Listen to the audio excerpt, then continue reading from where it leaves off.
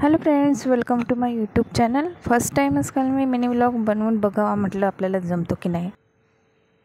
मी कालचा जो homemade menu होता तो मी दाखवायचा प्रयत्न करते. तर काल होता मला श्रावणी सोमवार आणि उपवास सोडायच्या निमित्ताने मी घरी सात्विक जेवण बनवलेलं होतं. तर सात्विक म्हणजे काय, डाळ, भात, भाजी आणि चपाती आणि सोबतच एखादी चटणी, पापड, लोणचं एक्सेट्रा. तर मी काल डाळ तडका, भात आणि मसाला भेंडी बनवलेली होती आणि चपाती आणि ठेचा प्लस सलादमध्ये काकडी. ते या भेंडीमध्ये मी शेंगदाण्याचं कूट, घरातले जे काही मसाले ते आणि बेसन पीठ एकत्र करून मसाले यामध्ये भरलेले होते आणि वरतून या भेंडीवरती मी लिंबू पिळून छानपैकी तिला फर्स्ट एड पॅनमध्ये शिजवून घेतलेलं होतं. तर अशा प्रकारे भेंडी मी केलेली होती. खूप टेस्टी लागते लिंबू ॲड केल्यास.